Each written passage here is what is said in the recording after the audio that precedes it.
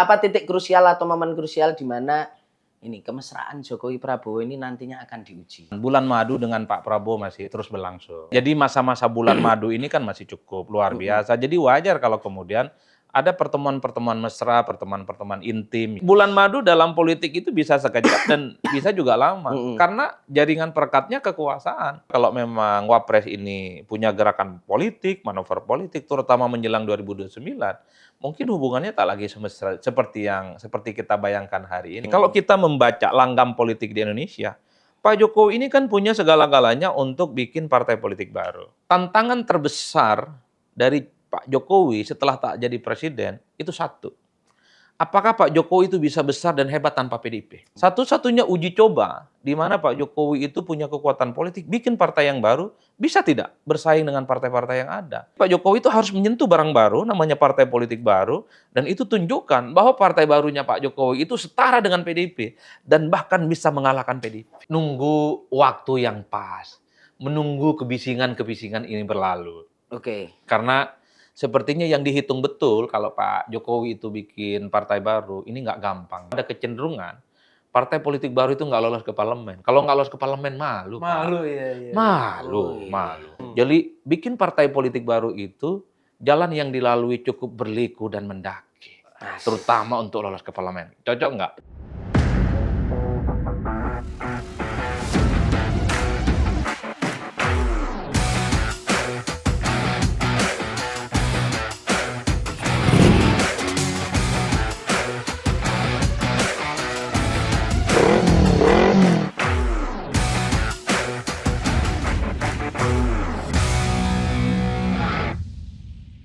Sahabat Kompas.com, bertemu lagi bersama saya Tatang Gurito. Saya Vittorio. Di acara Class White Kompas.com, gaspol, ngobrol gas, pasti nampol. Lama nggak mengudara kita hari ini. Hari ini kita kedatangan ini legenda Madura. Siapa Vito? Kita bareng ini Gus Adi Praitno. Waduh. Direktur Bentar. Parameter Politik Indonesia. Ntar saya agak terganggu dengan sebutan Gus itu loh. Karena belakangan Gus lagi kurang ini. Iya, saya belum ada sertifikatnya. Tapi mending Gus bisa jadi presiden kalau Kiai untuk wapres. Gitu. Oh ya. Langsung lugas juga ini ya. Tapi memang gampang sekali ya orang nyebut Ustadz, Kiai, dan Gus. Hanya modal tampilan luar kira-kira. Nah dirimu itu bro, itu bisa disebut Ustadz tuh. Ada jenggot sama kumis. Jidat agak-agak hitam juga ya. Bisa juga itu Mas ya. Jadi beragama itu soal hati bukan tampilan luar. Asik. Harus ada unsur-unsur dakwahnya sama beliau ini. Bukan begitu. Kebetulan kita di pesantren kan 10 tahun. Jadi beragama itu kan bukan soal atribut sosialnya, bukan soal sebutannya, tapi perilaku, perkataan, dan tindakan. Itu ukurannya, Pak. Masuk. Ntar dulu. Ini boleh diminum tuh? Boleh. Monggo Mas Adi. Ya, kita ini hari ini spesial, kita akan membahas tentang seorang tokoh ini, Vito, yang kayaknya ngeri loh Mas ini. Ini power politiknya kayaknya masih jalan terus. Kemarin di Pilkada mengendorse banyak calon-calon kepala daerah. Saya terus, titip. Ya, walaupun template semua kayaknya ini pernyataannya. Ya. Terus ini juga banyak didatengin kemarin sama sekjen partai, sekjen Gerindra didatengin. Orang-orang tuh masih sowan ke Solo lah Pak Jokowi ini. Mas Adi, aku penasaran gini. Apa sih yang membuat seorang Jokowi ini setelah lengser dia masih punya power sebesar itu dan orang masih datang, seolah-olah endorsement beliau ini masih cukup kuat walaupun sudah ada Presiden Prabowo Subianto gitu. Endorsement pilkada? Endorsement pilkada atau kita lihat juga kemarin Sandiaga Uno ke sana, P3 ini kan udah mau muktamar juga nih Mas. Ini kok kayaknya mulai Pak Jokowi. Kalau pilkada saya kira memang tak bisa dibantah karena Pak Jokowi nggak jadi presiden baru sebulan lah kurang lebih. Jadi magnet dan dukungan politiknya masih cukup terasa. Tapi ini kan hanya berlaku untuk sejumlah tempat. Ya contohnya di Jawa Tengah lah kalau mau disebut ya. Meski di Jawa Tengah itu kalau klaimnya PDIP, kabupaten kota kan mereka juga mayoritas. Kurang lebih sekitar 17 atau 18 kabupaten yang mereka kuasai sekalipun gubernurnya mereka kalah. Ya. Artinya kalau Jawa Tengah mau disebut kandang Banten sudah ambiar total, nggak betul juga. Karena kabupaten kotanya juga mereka kuat. Bahkan di kota Semarang, di Keroyok pun mereka juga kuat, kan kira-kira begitu. Iya. Menang, Bahwa gubernurnya kalah babak belur ya, itu nggak bisa dibantah. Tapi kalau kita membaca Pak Jokowi di tempat yang lain, endorsement-nya kan nggak terlampau terasa. Dia di Jakarta salah satunya. Dulu RK kan sama Pak Suswono kan ya rata-rata di atas angin. Ya. Karena memang diusung oleh Kim Plus, popularitasnya kuat dan nyaris tanpa lawan tanding yang relatif sepadan. Tapi kan realitas politik berbalik. Bahwa Pak Jokowi yang memberikan dukungan secara terbuka kepada Pak RK, nyatanya tuahnya tidak terlampau kuat di Jakarta. Kalau di Sumut misalnya soal Bobi, ya tentu kan ada faktor Gerindra juga, selain Mas Bobi yang saya kira memang kuat. Kenapa? Karena memang harus diakui partai-partai yang dilawan oleh Gerindra, calon-calon yang dilawan oleh Gerindra di berbagai tempat, ini banyak yang keok, Pak. Termasuk di Jawa Tengah juga, bahwa ada endorsement Pak Jokowi, ya. Tapi karena Lutfi ini adalah kader Gerindra, jadi titik temu antara Prabowo dan Pak Jokowi yang kemudian mereka menang sebenarnya di Jawa Tengah. Sebut saja misalnya Lutfi maju dari PSI atau partai lain, Gerindra memajukan kandidat lain. Saya nggak terlampau yakin bisa menang. Oke. Jadi bauran dari warna Pak Jokowi plus Gerindra Prabowo ini yang kemudian menjadi kuat. Ya bukti contoh banyak lah. Kalau melawan Gerindra di berbagai tempat, ini kan relatif agak sedikit rumit. Di Banten, Pak. Siapa yang menyangka Airin itu bakal kalah? Ya. Popularitas dan elektabilitasnya kan sampai Sidratul Muntaha. Kalah, Pak. Ya itu artinya Gerindra ingin menunjukkan menang barang gitu kan.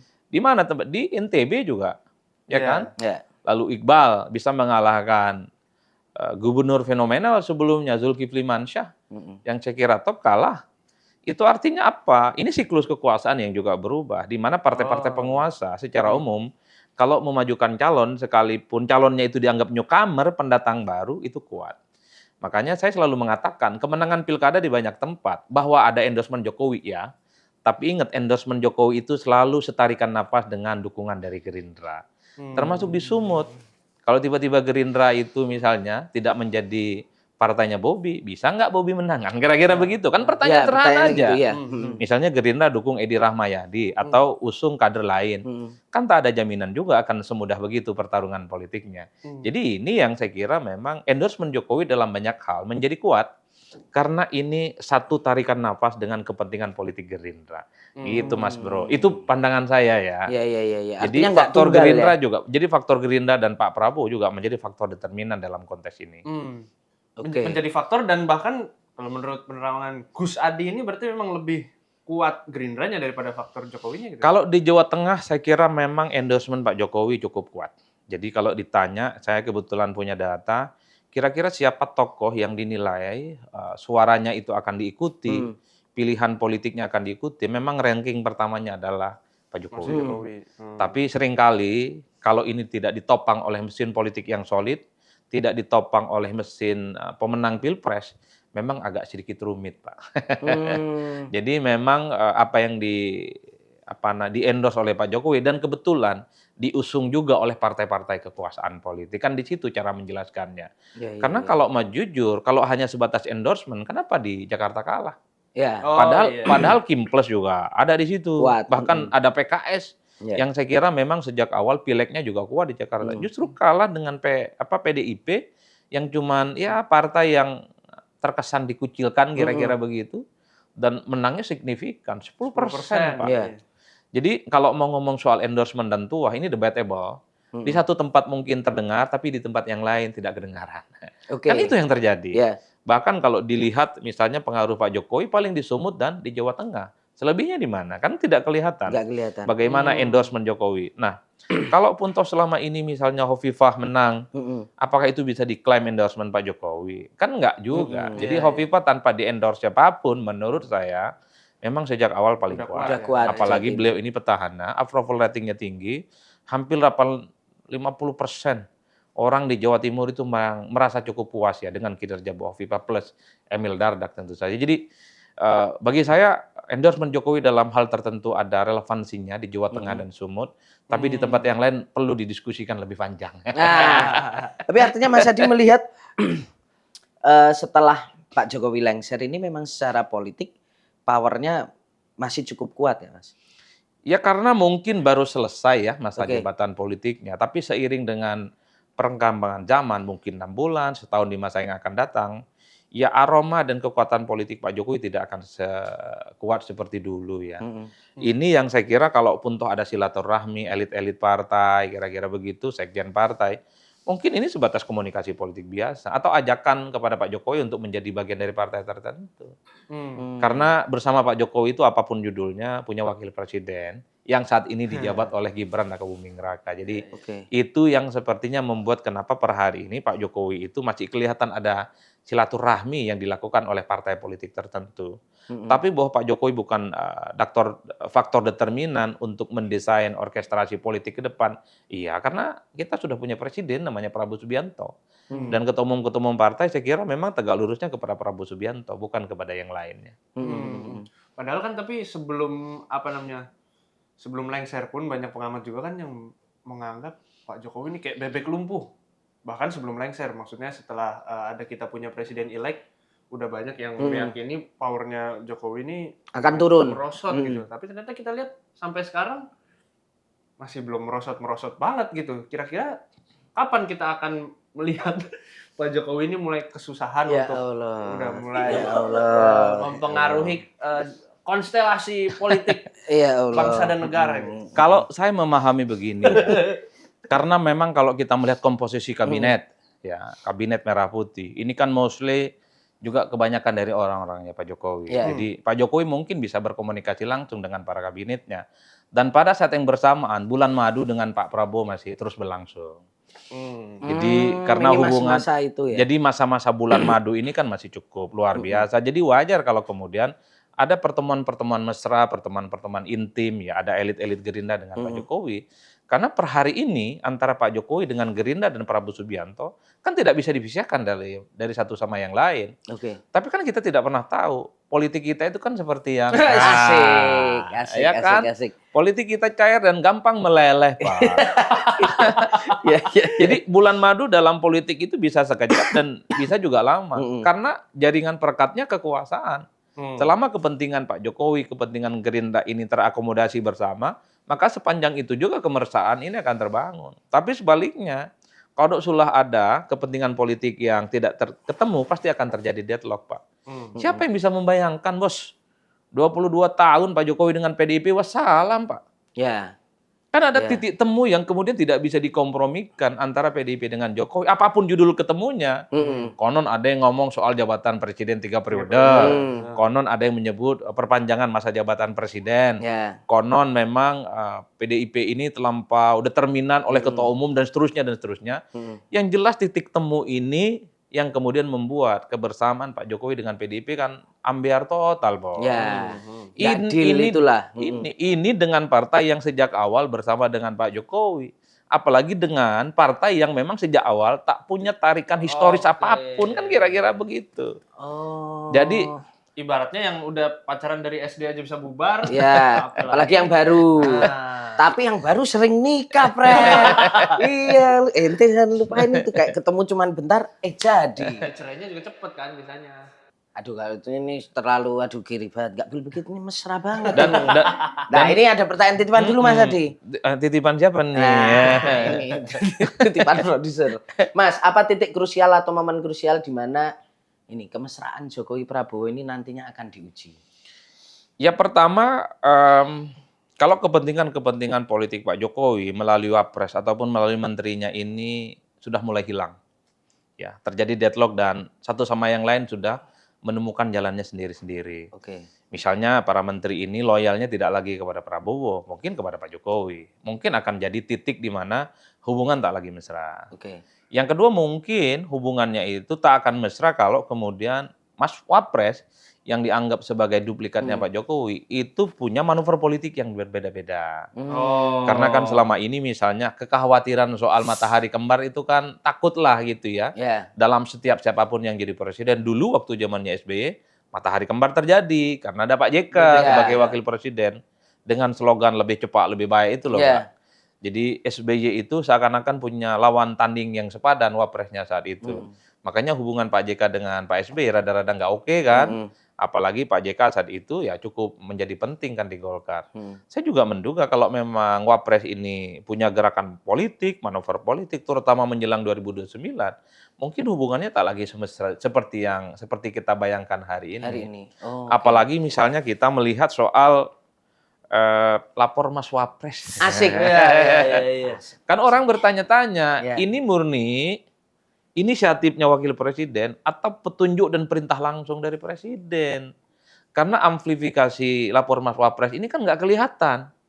Yang hanya mengamplifikasi dan bekerja untuk lapor Mas Wapres, ini kan terkesan hanya Mas Wapres dan timnya, menteri-menteri, ketum-ketum partai. Kok mereka tidak pernah berkhotbah tuh? Tentang Bahwa ada persoalan apapun lapor dong ke Mas Wapres. Pengaduannya sudah buka 24 jam, mirip-mirip warung kelontong Madura ya toh. Asik. 25 jam. Asik. Iya kan? Saya belum pernah dengar ya menteri-menteri itu speak up di publik. Bahwa kalau ada persoalan-persoalan serius, ada kanal namanya lapor Mas Wapres. Nggak nemu saya itu. Iya, quote itu nggak muncul ya. Nah, ini pertanyaan juga dari kawan-kawan media, dari kawan-kawan Kompas salah satunya. Ini kok menteri-menteri tak ada ya yang paling depan memperjuangkan lapor Mas Wapres. Itu. Ya kan kita tinggal jawab aja. Iya. Itu kan tinggal ditanya, ini program murni Mas Wapres atau perintah Presiden? Sampai sekarang kan menjadi gelap gulita. Belum ada titik terang. Yang kayak gini tentu menjadi hal-hal yang sifatnya menjadi faktor bagaimana hubungan ke depan ya antara Pak Jokowi dengan Gerindra dengan Pak Prabowo Subianto kira-kira gitu akan diuji kemesraannya. Tapi kan kalau ngomong begini ini provokatif. Iya, pasti nanti Karena ngomongnya pas masih bulan madu. iya, pasti nanti ini kok sengaja ada yang ingin memisahkan Pak. Iya. Memecah Jokowi, belah dengan atau Pak Prabowo. apapun. Padahal ya. Biasa siapa yang ngomongin? Apa enggak, maksudnya padahal analisa ya kan. Tapi ala kulihal lah. Ini bahasa langitnya, Iya, Pak. Ya tentu kita ingin semua presiden, mantan presiden, pemimpin-pemimpin di negara ini tetap akur dan guyup. Asik, presidential club kan. Betul. Prabowo mau bikin itu kan. Kalau itu yang terjadi lu mantap lah. Dan itu yang kita harapkan lah. Ya enggak, Mas? Nah, tapi ini sampai hari ini kan Pak Jokowi sama Mas Gibran nih nggak punya parpol, Mas Adi. Ini melihat ke depan situasi setelah endorsement, tuah-tuah tadi, better ini Pak Jokowi ini memang gabung ke partai politik yang udah established, yang udah kuat. Atau bikin baru. Atau bikin baru, karena semalam ternyata ulang tahun Golkar juga nggak datang ternyata, nggak jadi datang gitu. Tapi ke Gerindra agak mulai mesra. Kalau Mas Adi lihatnya kemungkinan gimana, Mas? Kan sebenarnya sejak awal Pak Jokowi itu dikaitkan dengan partai politik tertentu. Ya. Yang paling santer kan dikaitkan dengan Golkar. Ya. Terutama setelah ada kemungkinan suksesi dari Pak Erlangga ke Pak Bahlil kan. Di situ juga nama Jokowi menguat soal kemungkinan jadi Dewan Pembina, apalah dan seterusnya. Itu kan menguat. Jadi wajar kemudian ketika Jokowi itu dikeluarkan dan sudah tak lagi menjadi bagian dari PDIP, kan Golkar lah yang kemudian tampil ke publik. Bahkan konon Pak Jokowi dengan Gibran itu sudah jadi anggota kehormatan. Yes. Itu officially lah diomongkan dan Officially, nggak diedit sampai hari ini. Ya. Itu artinya apa? Jadi saya yang liputan itu Mas Adi. itu Benar. kan, Iya. saya baca itu. Iya. Saya berulang-ulang nggak percaya itu. Tapi per hari ini nggak dibantah juga, Nggak Pak. dibantah. Artinya apa? Memang kedekatan Pak Jokowi dengan Golkar sejak awal itu semacam soft landing untuk mengantisipasi kalau memang Pak Jokowi itu sudah tak lagi bersama dengan PDIP. Bahkan ketika Gibran mau diumumkan sebagai wakil presiden saat itu, kan konon juga bertemu dengan Golkar. Ya. Pak mau pakai jaket kuning, cuma Saya juga udah ditahan-tahan dulu. standby. Nggak jadi. Nggak Mas, jadi. ternyata. Jadi yang paling dekat dengan Pak Jokowi soal warna kepartaian setelah bikin jarak dengan PDIP, setelah bermusuhan dengan PDIP adalah Golkar sebenarnya. Kalau Gerindra kan belakangan. Muncul misalnya ketika ada pertemuan di Kertanegara dengan Pak Prabowo makan malam. Kalau beliau, Pak Jokowi, kata Pak Prabowo, juga berkehendak menjadi bagian dari Gerindra, kita cukup terbuka. Tapi Ya. kan kita tidak bisa memaksa. Iya. Jadi Gerindra ini kan pendatang baru sebagai partai yang relatifly menyatakan tertarik untuk Pak Jokowi. Tapi kan begini, Mas. Kalau mau jujur sebenarnya, semua orang termasuk Pak Jokowi pastinya ingin bergabung dengan Gerindra. Sebagai partai pemenang pemilu, itu alamiah. Karena sebagai partai penguasa, sebagai partai pemenang pilpres, pasti punya kekuatan yang cukup luar biasa. Powerful, punya instrumen di atas segala-galanya. Tapi kan orang bertanya, kalau Pak Jokowi masuk Gerindra, jadi apa? Karena ada kecenderungan Pak Jokowi itu kan kelihatan terus ingin jadi rising star, kelihatan menjadi veto player dan faktor determinan di sebuah partai. Kalau itu intensinya agak repot di Gerindra. Ada Pak Prabowo. Karena per hari ini yang menjadi veto player, yang menjadi bintang satu-satunya bintang adalah Prabowo Subianto yang tidak tergantikan. Ya. Kan itu jalan ceritanya, kalau menjadi bagian dari Gerindra. Makanya kemudian orang kembali ingin mengembalikan Pak Jokowi soal kedekatannya dengan Golkar. Nah di Golkar semacam mutualisme simbiosis. Oke. Ini botol ketemu tutup. Ya. Kira-kira Iya. sama-sama butuh dan sama-sama cocok. Kan sejak era Bahlil kan sangat kelihatan sekali. Elit-elit Golkar selalu mengatakan bahwa Pak Jokowi adalah sosok yang negarawan, pengalaman politiknya panjang dan penuh sanjung puji. Dan secara gestur memang sangat kelihatan Pak Jokowi itu memang sepertinya lebih happy dengan Golkar. Apalagi misalnya untuk 5 tahun yang akan datang, Golkar itu kan nggak punya figur sentral. Jadi Golkar berpikir bagaimana 5 tahun itu kompetitif untuk bicara Pilpres dan Pileg. Salah satunya tentu harus dengan Pak Jokowi dalam konteks itu. Karena bagi saya Pak Jokowi bukan hanya Pak Jokowi, tapi ada Gibran yang wakil presiden. Kalau partai berhasil mengajak Jokowi, pasti di situ ada Gibran, itu artinya partai itu akan punya wakil presiden, Mas Bro. Iya. Masuk ke bukan kertas hanya soal suara Pak ya. Jokowinya, tapi ada wakil presiden yang saya kira secara politik menjadi faktor determinan. Iya. Ya, kalau cuma hanya Pak Jokowi ya nggak punya jabatan politik apa-apa. Tapi ketika ada Mas Wapres, Gibran, orang nomor 2 nih negara ini, waduh, dahsyat betul ini barang kan. Nah, ini Secara Golkar jadi punya efek elektoral juga, bisa masuk ya. Cuman kertas kan suara. problemnya adalah ini per hari ini Pak Jokowi masih belum declare mau dekat kemanapun. Tapi Pak Jokowi tidak membantah kalau ada komunikasi dengan Golkar. Ya. Nah, sepertinya Pak Jokowi itu tidak mau buru-buru menentukan pilihan politiknya kemana. Mungkin takut bising juga, Pak. Ini kan kalau tiba-tiba masuk partai, begini nih kalau nggak punya partai. Ini post power syndrome lah, apalah. Itu kan bising juga, Pak. Karena baru kemarin kan dikeluarkan dari PDIP, tiba-tiba masuk partai yang lain, ini kan seakan-akan mencari tempat untuk ya mengorkestrasi kepentingan politiknya di 5 tahun yang akan datang. Karenanya mungkin ini nunggu cooling down, suasana politik tidak lagi ramai, tidak lagi ada bully-bulian, mungkin Pak Jokowi itu akan menentukan pilihan politiknya. Tapi bagi saya, ketimbang bergabung dengan partai yang sudah ada, saya dari dulu berharap sosok besar, sosok hebat seperti Pak Jokowi bikin partai, Pak. Iya. Iya dong. Projo kan, iya. Karena begini, tantangan terbesar dari Pak Jokowi setelah tak jadi presiden, itu satu. Apakah Pak Jokowi itu bisa besar dan hebat tanpa PDIP? Kan itu tantangan yang terbuka. Artinya apa? Kalau Pak Jokowi bergabung dengan Gerindra, partai yang sudah established, punya presiden, atau bergabung dengan Golkar, partai yang sudah cukup lama, 60 tahun, partai pemenang pileg kedua hari ini, ya nggak kelihatan Pak Jokowi itu powerful, bisa bikin partai dan kemudian kompetitif dengan partai-partai yang lain. Satu-satunya uji coba di mana Pak Jokowi itu punya kekuatan politik, bikin partai yang baru, bisa tidak bersaing dengan partai-partai yang ada. Itu dilakukan oleh SBY, dilakukan oleh Prabowo Subianto dari nol besar.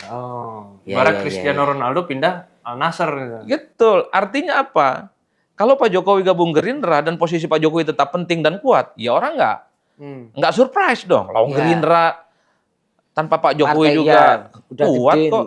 Loh Golkar tanpa Pak Jokowi misalnya tetap kuat kok.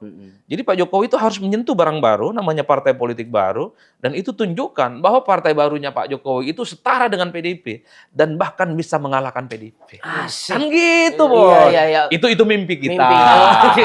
Harapan kita. Iya. Ya kalau cuman gabung dengan partai yang besar, tantangannya agak kurang, Pak. Gonjangan-gonjangannya agak rumit, gitu kan. Pak Jokowi juga harus membuktikan kan, karena kata Bu Mega, Pak Jokowi kalau nggak ada PDI kasihan deh. Nah, kan itu itu tantangan yang terbuka, kita- Pak. Artinya begini, kalau kita membaca langgam politik di Indonesia, Pak Jokowi ini kan punya segala-galanya untuk bikin partai politik baru. Secara umum, partai politik kita itu kan didasarkan atas 3 fondasi besar. Pertama, ketokohan. Ya.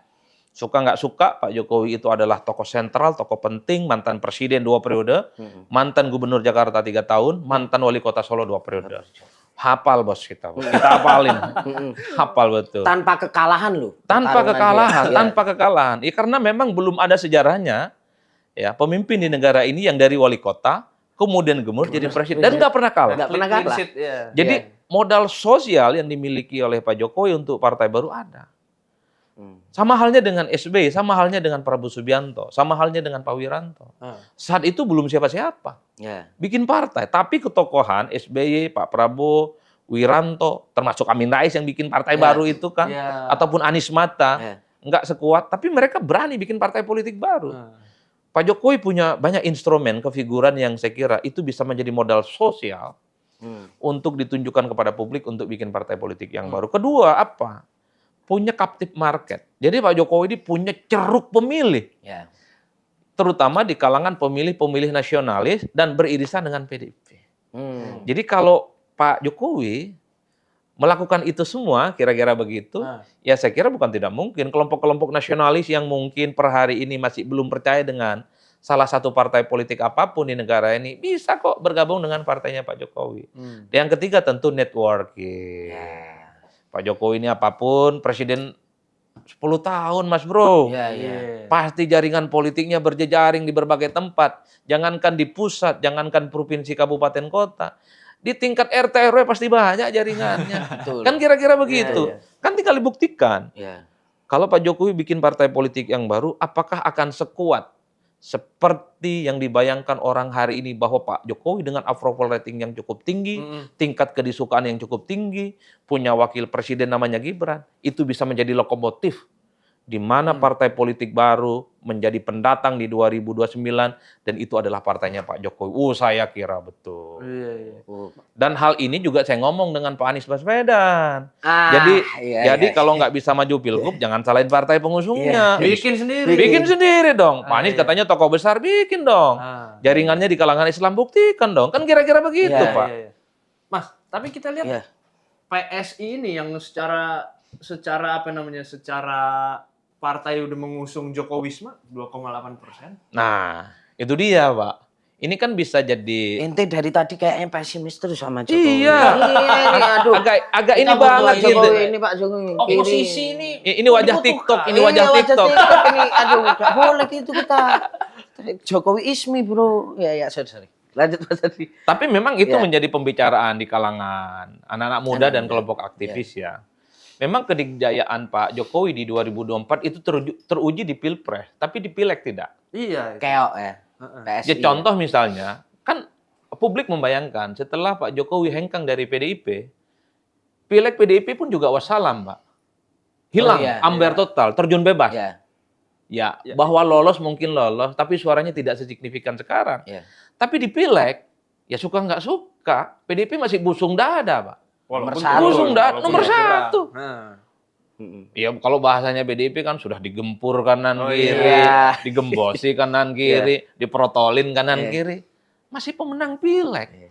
Jadi bahwa Pilpres ya gundah gulana, hancur total, galau akut, oke lah. Kan? Tapi Pileg bisa begini, ya kan? Pemenang Pileg, Bos. Padahal bahasa PDIP itu kan ini melawan kekuasaan yang besar. Iya. Yang kedua, ya sore itu saya harus kita akui, mengamplifikasi aura dan pamor Pak Jokowi itu tidak membuat PSI lolos. Suaranya hampir sama dengan Pileg-Pileg sebelumnya. Itu artinya apa? Elektabilitas dan tuah Pak Jokowi di Pileg itu tidak bisa diwariskan. Di Pilpres bisa diwariskan, tapi di Pileg tidak. Itu kan PR terbesarnya, Bos. Artinya apa? Pileg ini tentu pertarungan politiknya jauh lebih kompleks. Karena yang dilawan itu bukan 1-2 orang. Yang dilawan itu adalah mesin-mesin politik yang berjejaring di tingkat kabupaten, provinsi, kota, dan pusat. Jadi caleg itu adalah mesin partai yang paling utama yang bertempur untuk memenangkan pertarungan. Kalau Pilpres kan banyak tidak peduli orang. Saya adalah calon anggota dewan dari partai politik tertentu. Saya paling hanya berpikir untuk diri saya kok. Datang Saya hanya ikut ini kampanye capres kan untuk naikin juga. Itu kadang cuma store muka aja, Pak. Absen muka. Store muka aja biar dianggap tidak pengkhianat, dianggap tidak pembangkang. Ya namanya petugas partai, Pak. Tapi bahwa memperjuangkan Pilpresnya belum tentu. Bahkan anggota dewan itu hanya memperjuangkan dirinya untuk posisi tertentu. Kalau Pak Adi ini caleg untuk DPR pusat di provinsi, kabupaten, kota, belum tentu juga saya memperjuangkan di bawahnya. Jadi perjuangannya nafsi-nafsi. Jadi perjuangan pileg di bawah itu sendiri-sendiri. Itulah yang kemudian membuat bahwa pileg pun juga agak susah untuk dalam tanda kutip ya diintervensi seperti apa yang terjadi dalam pilpres.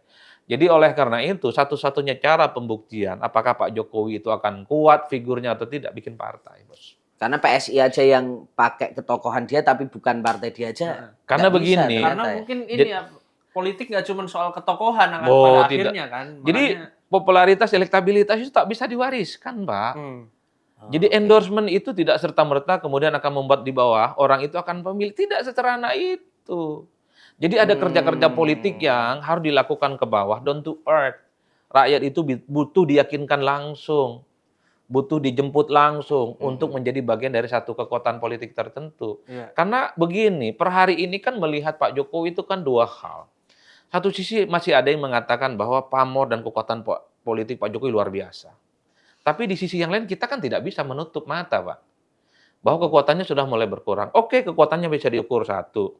Di Jawa Tengah menang, di Sumut menang. Itu nggak bisa dibantah.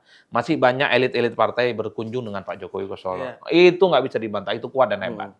Untuk ukuran presiden yang tak lagi berkuasa. Tapi pada saat yang bersamaan orang juga melihat, loh kok di Jakarta kalah? Kan itu ukurannya. Loh kok PDP nggak bisa dikembosi? Loh kok PSI nggak lolos ke Senayan? Padahal banyak sekali poster-poster wajah Pak Jokowi yang saya kira sejak awal sudah dipasang. Itu adalah dua replika yang saya kira tidak bisa ketemu. Ada wajah orang yang mengatakan Pak Jokowi cukup powerful per hari ini, tapi ada wajah lain yang mengatakan Pak Jokowi bukan siapa-siapa.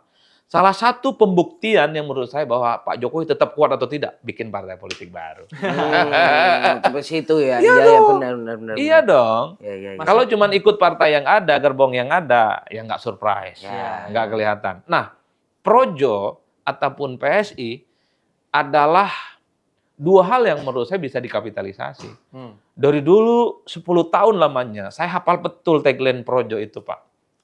Merah kata Jokowi, merah kata Projo. Putih kata Jokowi, putih kata Projo. Kan kira-kira begitu. Cungkir balik menurut Pak Jokowi, cungkir balik juga menurut Projo. Nah, Projo ini kan selalu mengklaim punya basis massa yang solid dan kuat. Setiap acara di berbagai tempat dikerumuni oleh ribuan banyak orang. Buktikan jadi sebuah partai politik. Bisa nggak gitu ya? Jangan bisa nggak bisa, bikin aja dulu. Nah, persoalan lolos nggak lolos kan belakangan. Apalagi parliamentary threshold kita itu kan diturunkan sekarang. Itu angin surga betul, Bos. Ya enggak? Yang penting lolos dulu. Yang penting lolos dulu. Apakah nanti dia partai bawah, menengah ke atas nanti dulu. Sabar. Masuk dulu. Demokrat itu periode pertama pilegnya rendah, baru periode kedua berlipatnya 300%. Kan yang paling penting adalah partai ini lolos ke parlemen dulu. Sebagai pembuktian dia laku dan ada pendukungnya. Bukan hanya kepada Pak Jokowi saya ngomong begini. Bukan hanya kepada Pak Anies Baswedan saya ngomong begini. Dulu kita ngomong ke kawan-kawan FPI dan Habib Rizik. Yang mengklaim banyak barisan, banyak pendukung di mana-mana. Bahkan demo berjilid-jilid kan jutaan kan. Kita bilang bikin partai keren. Partai 212 misalnya. Menurut saya luar biasa. Karena satu-satunya instrumen untuk memperjuangkan dakwah politiknya hari ini melalui partai dan melalui parlemen, Pak. Benar. Ya enggak? Iya. Jangan hanya mengakuisisi partai politik yang sudah ada. Enggak terbukti kekuatannya. Asik. Mas, tapi kalau Pak Jokowi itu bikin partai, itu bisa dianggap sinyal. Waduh. Apa? Lanjutin. Sinyal Bisa apa nggak sih lagi? dianggap sinyal melawan dominasi atau kemapanan Gerindra misalnya? Ya kalau Pak Jokowi itu bikin partai ini bukan hanya sinyal, ya intinya Pak Jokowi ingin menjadi matahari sendiri di luar partai-partai yang ada. Bikin jaringan dan kekuatan politik sendiri. Nah, kabar baiknya selain ambang batas parlemen itu diturunkan, kalau kita punya data survei, kan sebenarnya party ID, identitas kepartaian. Jadi identitas kepartaian itu adalah orang yang merasa menjadi bagian partai politik tertentu, atau orang yang merasa dekat dengan partai politik tertentu. Anggaplah sederhanakan. Itu jumlahnya 20%, Mas Bro. Selebihnya 80% masyarakat itu alergi. dan masih merasa tidak menjadi bagian dari partai politik tertentu. Ini pasar yang besar. Ibarat mancing, ini di samudera yang luas. Ini bukan di kolam yang kecil loh. Ini di samudera yang luas. Bisa ada Madura di situ, bisa ada Lampung di situ, bisa ada Kalimantan di situ, dan seterusnya, dan seterusnya. 80% masyarakat itu masih suka dengan figur tokoh kunci. Per hari ini Pak Jokowi, suka nggak suka, figurnya masih kuat. Personality Pak Jokowi itu melampaui kekuatan partainya PDIP. Personalitinya, Mas? Personalitinya. Iya. Waktu Pak Jokowi masih jadi presiden, makanya perlu diuji setelah tak jadi presiden, apakah personality Pak Jokowi itu masih kuat. Kan itu yang perlu dibuktikan dengan partai politik yang baru. Kalau mau jujur, partai-partai politik hari ini di Indonesia, itu kan sebenarnya beyond bagaimana organisasi partainya. Melampaui organisasi partainya. Yang dilihat itu adalah siapa ketua umum partainya. Ya. Kenapa misalnya PDIP per hari ini tuh kuat? Selain memang punya basis massa yang cukup kuat, partai terlama di Indonesia, wajah Soekarno itu kuat. Wajah Megawati juga kuat. Bahwa misalnya banyak hal-hal yang sifatnya kontroversial dari Megawati Soekarno Putri, tapi kan basis-basisnya nggak bisa nggak bisa digoyang. Ya buktinya pileg Pak nggak tergantikan. Ya. Kemudian apa? Pak SBY, Demokrat itu kan suka nggak suka faktor SBY. 3 faktor Pak. Susilo, Bambang, dan Yudhoyono. Nggak tergantikan Pak per hari ini. Presiden, pelukis, musisi loh. Lengkap loh. Satu lagi, jago main musik. Iya, itu musisi tadi. Agak beda. Bagi orang Madura, musisi dengan main musik beda. Oh, oke. Itu juga yang berbeda. Nanti kita jelaskan dulu. Oke. Misalnya Gerindra. Ngeliat wajah Gerindra siapa? Wajahnya Pak Prabowo Subianto. Ya. Bukan wajah yang lain. Dan seterusnya, dan seterusnya. Itu yang saya kira, kalau memang aura Pak Jokowi itu kuat, versi pendukungnya hari ini, perlu uji materi. Bikin partai. Asik. Ya. Apalagi punya Mas Wapres. Ya. Menurut saya, uji materi. Kalaupun toh nggak mau bikin partai politik baru, saya kira PSI menjadi partai yang layak untuk dijadikan sebagai eksperimen kekuatan politik Pak Jokowi. Ini partai sudah 2,9, modal besar. Kalau ambang batas parlemen misalnya 3%, ini kan cuma seetik. Cuman selangkah lagi akan lolos ke parlemen. Pak Jokowi ada di situ, Gibran ada di situ, bisa dipastikan 2029 Pak Jokowi punya partai. Tadi Pak Jokowi, Mas Gibran, Kaisang, wah lengkap ini ya. Ya, kenapa emang? Nggak ada masalah. Nggak ada masalah ya. Tidak bertentangan demokrasi, tidak bertentangan dengan undang-undang, dan tidak melanggar kitab suci juga. Asik ini. Ya. Ini banyak sekali nih titipan ini kayak Mas Adi. Yang mana dulu ini titipannya itu? Oh, berurut. Kalau gitu apa yang buat Pak Jokowi belum memutuskan untuk membangun parpol ini Mas Adi? Tadi kan Mas Adi bilang soal satu kebisingan itu. Mungkin nanti ada kebisingan. Tapi apa Mas Adi? Gini, kita kan kalau melihat Pak Jokowi selama ini kan selalu out of the box. Orang nggak mengira Mas Adi. Tiba-tiba langkah-langkahnya ke sini gitu. Nah, apakah masuk parpol ini juga nanti akan ada langkah yang orang nggak menebak, tiba-tiba Pak Jokowi ke situ. Tapi semakin orang menebak malah enggak. Satu-satunya langkah yang tidak bisa ditebak oleh orang, kalau Pak Jokowi bikin partai. Oke. Bikin partai baru. Kalau Pak Jokowi Gerindra kan sejak lama. Iya, udah ketebak. Sejak lama. Misalnya ada posisi strategis dan terhormat yang dipersiapkan untuk Pak Jokowi kalau bergabung dengan Gerindra. Itu kan informasi media. Ya. Kita bukan orang dalam, ya bacanya media. Ya. Golkar apalagi, kan jatuh cinta ke Pak Jokowi sejak lama. Asik. Terutama Pak Jokowi itu ketika sudah memulai hubungannya yang rumit dengan PDIP, Pak. Golkar partai paling depan. Partai kekaryaan. Asik. Partai inklusif. Partai terbuka. Golkar itu paling jago urusan begitu. Paling suka. Olah-olah tuh. Tidak berhenti di situ. Ada Partai Amanat Nasional. Jadi Pak Jokowi juga kalau bergabung ingin bergabung dengan PAN. Ahlan wa sahlan. Ya Pak Jokowi. Welcome. Iya kan? Iya. Kalau Pak Jokowi ke Gerindra, Golkar, PAN atau PSI udah ketebak, Pak. Iya. Nggak ada elemen of surprise-nya. Yang menjadi surprise bagi saya kalau Pak Jokowi bikin partai. Berarti kenapa belum bergabung dengan parpol sekarang? Artinya sangat mungkin Mas Hadi melihat sinyalnya pengen bikin partai. Masih mempertimbangkan itu Eh, makanya Antara bergabung dengan partai yang ada, yang menawarkan, atau bikin partai politik baru. Tapi di antara ini memang kemungkinan kecondongan pembicaraan publik bergabung dengan salah satu partai. Oke.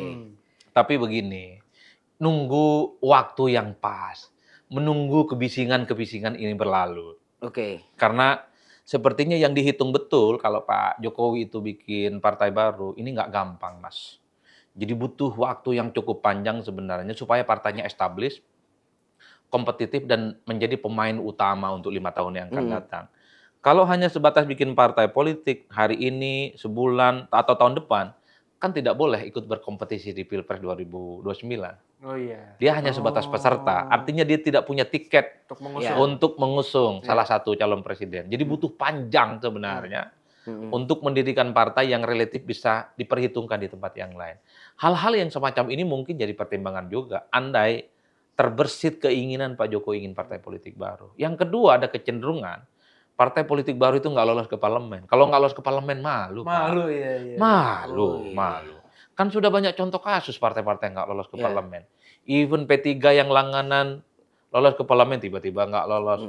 Hanura pernah lolos ke parlemen, tidak lolos ke parlemen. Iya. Even PSI yang paling mengaku partainya anak muda, paling toleran, paling politik anti dinasti, Gen Z, Gen Y anak muda, ikut 3 kali pemilu tak lolos, Pak. Berat, Bos. Jadi bikin partai politik baru itu jalan yang dilalui cukup berliku dan mendaki, terutama untuk lolos ke parlemen. Cocok nggak? Cocok. Musisi. Songwriter. Udah ya. Musisi, bukan penyanyi. Bukan beda. penyanyi, beda lagi. Beda lagi. Gitar udah standby. Mas, tapi dengan segala kerumitan jalan pedang bikin partai itu, ada nggak sih Mas suatu keuntungan besar yang juga kan high risk, high return gitu ya? Iya. Ada high returnnya nggak sih untuk Pak Jokowi gitu, yang membuat beliau sampai sekarang nggak memilih untuk bersikap pragmatis, aku gabung Golkar aja lah, udah gampang, enak, cepet. Apa keuntungan besar yang sepadan dengan risiko yang besar yang juga besar? Kan sebenarnya bergabung dengan partai yang established sekalipun tidak sesederhana kita membalikkan telapak tangan. Oke. Tidak bisa simsalabim, tidak juga kun fayakun, ya kan? Kenapa begitu? Golkar ini kan pemilik sahamnya banyak betul, Bos. Iya. Faksi-faksinya banyak. Mungkin satu faksi oke, dia terbuka, tapi di tempat yang lain faksinya belum tentu. Apalagi posisinya per hari ini misalnya Pak Jokowi bukan presiden. Ya. Kalaupun toh ada Gibran misalnya, cuman ya wakil presiden yang saya kira masih satu tingkat di bawah presiden. Iya. Jadi dominasi, pengaruh, dan kekuasaannya tidak sekuat presiden. Jadi itu juga menjadi faktor juga mungkin di internal Golkar yang tidak serta-merta akan menerima kalaupun toh Pak Jokowi menjadi bagian di dalamnya. Ada diskusi panjang. Ini partai besar, Pak. Partai kalangan ningrat dan teknokratis Iya. yang saya kira tidak terlampau gampang juga dimasuki oleh siapapun itu. Jadi hal-hal yang semacam ini mungkin juga dibayangkan. Apalagi misalnya Golkar itu adalah partai yang saya kira memang begitu banyak para politisi-politisi kawangan di situ. Masih ada Pak JK, pada Akbar Tanjung, ada kemudian Pak Abu Rizal Bakri, Pak Agung Laksono yang saya kira memang pengaruhnya cukup luar biasa, Pak. Orang-orang yang selalu disebut sebagai pemain kunci di Golkar yang bisa memutuskan Golkar hari ini cukup kuat dan hebat gitu ya. Ini yang saya kira juga menjadi catatan-catatan kritis gitu ya. Kenapa mungkin ya Pak Jokowi tidak serta-merta menjadi bagian dari Golkar. Dan bahkan ketika Bahlil jadi ketua umum Golkar, Pak Jokowi dikaitkan dengan jadi ketua Dewan Pembina kalau tidak salah, kan Pak Jokowi ngomong, dulu dituduh, ya kan, mau akan jadi Dewan Pembina. Enggak, kan Pak Jokowi memutuskan tidak tertarik dengan partai politik tertentu. Idean bagi saya, apakah Jokowi ke Golkar atau tidak, pasti mutual interesting. Golkarnya mau, semua partai, faksi-faksinya yang ada setuju dengan Pak Jokowi, dan Pak Jokowinya mau, baru ada titik temu. Kalau tak ada titik temu kepentingan itu, misalnya Pak Jokowi tertarik, tapi faksi-faksi di Golkar itu masih ada yang tidak setuju, tentu akan terjadi deadlock, Bos. Ini yang saya kira tidak semudah yang kita bayangkan juga masuk partai politik tertentu itu. Apalagi untuk menempati posisi-posisi strategis, veto player, dan faktor determinan. Karena untuk menjadi orang penting di Golkar ini kan nggak gampang. Jalanan yang harus dilalui licin betul, Pak. Licin. Banyak perosotan-perosotan yang Kayak main ular tangga ya. Klik-klik ya, Valentino Kalau Rossi tadi- semua itu di Golkar itu. kan ini kan untuk menghindari mengulang bahasa itu tadi kan berliku dan mendaki. Iya. Jalan yang licin ini Licin. Iya. Iya. Nah, Mas, kalau kita lihat misalnya katakanlah suatu saat Pak Jokowi akhirnya masuk PSI misalnya, atau bahkan masuk partai manapun lah, itu nanti kontestasi di 2029 itu akan gimana, Mas? Artinya apakah mungkin setelah punya partai sendiri, misalnya Pak Jokowi sepaket dengan Mas Gibran, Mas Adi melihat 2029 sangat mungkin justru berhadapan-hadapan Pak Prabowo dengan Mas Gibran nih, atau masih tetap collab akan sangat kuat di situ, atau gimana, Mas? Pak Jokowi akan menjadi penting diperhitungkan dalam politik di 5 tahun yang akan datang. Tentu dengan proposal politik Gibran maju, ya kalau bergabung dengan partai politik yang established. Golkar dan Gerindra. Kan PDIP nggak mungkin kan. PDIP sudah menggembok berlipat-lipat itu pintunya. Itu secair apapun politik kita kagak bisa nembus. Nah, ini agak delete dikit. ini. Agak Jadi diedit. gini, jangan serius ya, politik kan cair. Ada di bawahnya, kecuali PDIP dan Jokowi. Syarat dan ketentuan berlaku. Iya, iya. Ada bintangnya. Tambahin dulu Tambahin ini. dulu ya. Ya, ada bintangnya di bawah, Bang. Ada. Oke. Kayak model footnote lah catatan kaki. Iya. Kecuali Jokowi dan PDIP. Udah kagak ada cair-cairnya itu kayaknya ya. Iya, iya, iya. Aduh. Jadi kan itu yang terjadi, Iya. Pak.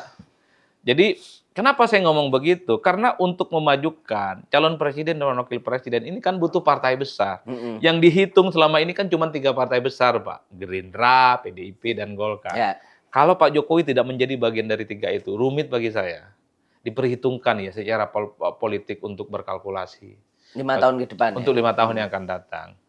Karena begitu banyak juga contoh kasus misalnya dulu Pak JK, ya kalau tidak jadi ketua umum partai, kayaknya agak susah dia maju sebagai calon presiden ya. Dan itu berhadapan dengan Pak SBY. Oh iya. Nah pertanyaannya adalah, apakah nanti kalau punya partai baru, Pak Jokowi itu akan berhadapan-hadapan, akan terus bersama dengan Pak Prabowo Subianto, kan kira-kira begitu. Itu tentu domain elit. Kita tidak pernah menebak ya apa yang akan terjadi di masa yang akan datang. Kalau hubungan Pak Jokowi dengan Pak Prabowo baik-baik saja, bukan tidak mungkin duet ini akan terulang. Duet ini akan terulang Pak Prabowo dengan Gibran. Apalagi Gibran dan Pak Jokowi misalnya menjadi bagian partai politik tertentu yang kuat, Golkar sebut saja. Gerindra Golkar sudah kuat dan sudah solid. Ini menjadi duet ulang yang bisa bertarung di 2029. Kan begitu, Pak? Tapi kalau hubungan politik antara Jokowi dengan Pak Prabowo tidak baik-baik saja, ya bisa jalan. Apa boleh dikatakan kita tidak bisa hitam putih melihat politik kita juga kan? Seperti politik itu kan cair. Cair. Sepanjang bulan madunya masih oke bisa jalan bersama. Tapi kalau bulan madunya ini berakhir tidak bisa jalan. Karena pada saat yang bersamaan tentu partai-partai politik, terutama Gerindra, pasti berpikir kira-kira partner yang dinilai solid, paling militan untuk diajak kerjasama di 5 tahun yang akan datang. Sudah mulai dihitung dari sekarang. Jangan-jangan di situ PDIP masuk barang. Apalagi PDIP hari ini misalnya punya tokoh sentral juga, Pramono Anung. Jadi gubernur Jakarta. Kita juga tahu, Pak. Gubernur Jakarta itu kan dianggap RI 3. Ya. Dan ada kecenderungan siapapun yang jadi gubernur di Jakarta disorong untuk bisa maju di 2000 selanjutnya, di 2009 di Pilpres. Jokowi maju menang, Anies maju kalah. Bukan tidak mungkin, Pram.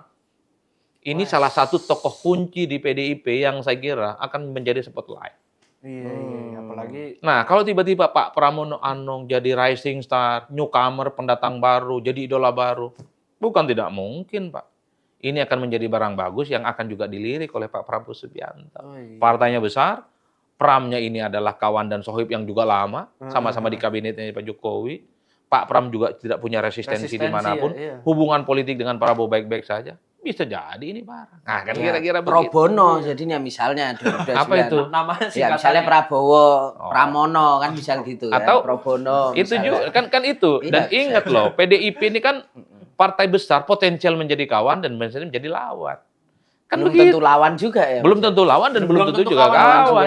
Iya. Iya, kalau misalnya PDIP ini nggak bisa berkawan dengan Gerindra, ya tentu jadi lawan. Kan itu jalan ceritanya, Pak. Ya. Nah, dan Pram ini salah satu sosok ya, yang menurut saya juga sangat marketable untuk diperoleh di 5 tahun yang Iya. akan Toh datang. PDI artinya punya RI 3 kan ke depan nanti. Betul, Iya. apalagi misalnya kita melihat konsolidasi politik di sejumlah tempat antara pendukung PDIP dengan pendukungnya Anies Baswedan, Bos. Oh, itu Dimulai dari kekuatan DKI. juga ya. DKI contohnya, Mulai dari DKI. Iya. termasuk di Jawa Tengah Dan loh. works. Loh, Iya. termasuk di Jawa Tengah, Bos.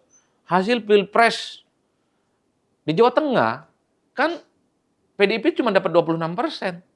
Tapi Pak Andika Hendi dapat 40%. Dari mana itu? Kalau bukan dari pendukungnya Anies dan Muhaimin Iskandar, Bos. Oh, iya ya. Dan Amin. pemilihnya Pak Lutfi sama Taji Yassin itu persis sama dengan pemilihnya Pak Jokowi atau pemilihnya Oh, ya, Prabowo dan Prabowo Gibran Gibran. waktu Pilpres yang lalu, Pak. Artinya apa? Orang yang dulu merasa memilih Muhaimin, memilih Anies Baswedan, itu memilihnya Pak Andika dengan Hendi. Oh. Jadi terjadi konsolidasi diam-diam. Iya. Kalau pakai bahasanya orang Jakarta nih, anak Abah sama Ahoker lagi sedang mesra-mesranya. Iya, lagi featuring ini. Oh iya dong. Iya. Dan itu sekarang mulai kelihatan sekali resultantenya. Jadi ini yang saya kira dinamika kita ke depan sebenarnya tidak bisa dilihat hitam putih, gelap gulita. Siapapun bisa jadi teman dan siapapun bisa jadi rival. Oke. Begitu, Mas Bro. Nah, aku penasaran ini Mas Adi. Mungkin mendekati akhir. Ini pertanyaan yang terakhir. nih. Ya, kemarin kan Gerindra kan akhirnya mengambil langkah ya. Pak Muzani datang, kemudian juga sering disampaikan bahwa akan menyiapkan jabatan yang penting gitu. Yang hormat lah untuk Pak Terhormat. Jokowi gitu. Sementara tadi Mas Adi mengatakan dan kita tahu bahwa di Golkar ini, wah ini Valentino Rossi semua kan ibaratnya tikungannya. Waduh, iya, misalnya gitu Mas. PMI aja tiba-tiba ada tikungan, aduh gitu kan. Nah, artinya apakah Gerindra ini juga melihat peluang bahwa udahlah daripada susah masuk ke Golkar, ke sini aja. Dengan posisi itu, justru dalam tanda kutip, Pak Jokowi itu akan tunduk dengan Pak Prabowo dan menguatkan posisi seorang Prabowo Subianto gitu. Sebagai the one and only matahari gitu loh. Ya bisa saja itu terjadi. Apa sih yang nggak mungkin di politik kita itu? Yang nggak mungkin di politik kita cuma satu, Pak. Itu tadi di sini. Ya itu satu yang pertama. Iya. Ini satu yang kedua, menghidupkan kembali orang yang sudah meninggal. Nah, itu nggak mungkin. Nggak mungkin. Ya kalau memang Pak Jokowi tertarik, Gerindra tertarik, masuk di dalamnya. Tapi ingat, yang tetap menjadi faktor determinan di Gerindra itu bukan siapa-siapa, hanya Pak Selain Jokowi. Hanya Pak Prabowo. Prabowo Subianto maksud saya. Itu faktor determinannya, bukan yang lain, Pak. Selama Ketua Umum dan Presidennya adalah Prabowo Subianto, sepanjang itu juga menurut saya, ya Gerindra adalah Prabowo Subianto. Dan wajah Gerindra hari ini adalah wajah Prabowo Subianto, bukan wajah yang lain. Gitu, Mas. Artinya dengan Pak Jokowi masuk ke situ Masuk ke justru situ juga nggak akan signifikan juga atau malah memperkuat Prabowo Subianto. Ya bisa memperkuat Prabowo Subianto, bisa memperkuat. Karena posisinya ada Gibran juga di situ. Oke. Ini presiden dan wakil presiden yang disatukan dalam satu partai. Iya. Itu Mengerikan. bisa jadi kelemahan dan kekurangan juga, Pak. Karena tidak bisa menambah dari ceruk pemilih yang lain. Iya. Tapi ingat, Pak, bahwa pamor kebintangan seseorang ataupun keinginan seseorang untuk selalu berada di mercusuar, terutama orang itu berada di posisi strategis, itu nggak gampang dihilangkan begitu saja. Saya membayangkan kenapa misalnya Pak Jokowi akhirnya pisah jalan dengan PDIP, karena Pak Jokowi presiden. Nggak mau juga selalu disebut sebagai petugas partai. Nggak mau juga disuruh berbaris tegak lurus. Kan Pak Jokowi ingin menunjukkan juga punya power, punya kekuatan, dan punya magnet. Ya. Nah pertanyaannya adalah, kalau menjadi bagian dari Gerindra, apakah perasaan itu bisa ditekan? Belum tentu, Pak. Apalagi punya Gibran sebagai wakil presiden. Jadi perasaan-perasaan manusiawi yang semacam ini, gitu ya, untuk tidak tampil ke muka, untuk tidak kelihatan sebagai veto player, Ya. tidak kelihatan sebagai kingmaker, itu nggak gampang. Kalau memang hidup di sebuah partai politik.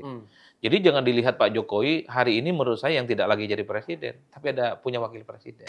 Masih tetap punya kartu di situ. Apapun judulnya, Pak, secara politik wakil presiden itu faktor penting dan faktor determinan. Bergen politik, posisinya kunci, orang nomor 2 di negara ini yang saya kira siapapun tertarik untuk menjadi bagian dari itu.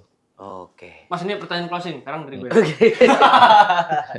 Kalau misalkan tujuan politik Jokowi itu untuk membuktikan bahwa dia memang Masih tetap partai dominan. perorangan. Oh, kalau oke, kata beliau partai kan, perorangan, partai ya. perorangan untuk menunjukkan bahwa dia cukup powerful untuk tidak disebut sebagai petugas partai, kan pembuktiannya udah di Pilpres kemarin.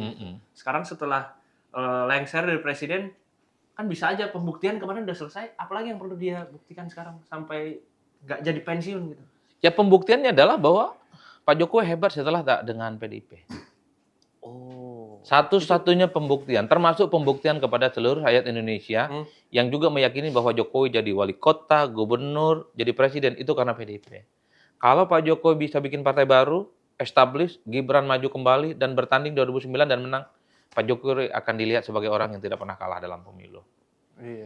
Begitu, Bos. Ya enggak? Ya. Itu yang saya kira menjadi penting pembuktian. Kan pembuktian orang kuat dan hebat itu kan harus diukur. Ya. Pilpres menang, Pileg tidak, ini partai nggak lolos, Pilkada menang 1-2, di tempat lain kalah. Jadi ukurannya ada putih, ada merah, ada hijau dan coklat. Tidak bisa hitam dan putih, ada kuat dan ada lemahnya.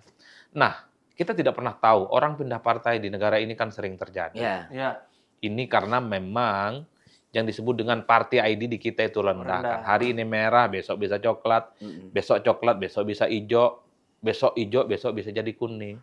Kalau tiba-tiba misalnya Pak Jokowi kemudian menjadi bagian dari Gerindra, Gibran jadi Gerindra, ini tentu adalah mengonsolidasi kekuatan politik yang cukup luar biasa. Presidennya Gerindra, wakil presidennya Gerindra, mantan presidennya pun juga dari Gerindra. Gawat. Mantap kan? Gawat. Mantap. Respect. Kan tinggal diatur siapa yang jadi veto player dan siapa yang menjadi faktor determinan. Karena saya kira menyatukan begitu banyak orang hebat dan top itu tidak gampang, Pak. Iya. Iya. Kalau itu terjadi kayaknya Jalan Kertanegara 4 tuh harus digedein. Rame banget itu misalnya itu terjadi ya. Tiap hari ada lagi. Waduh.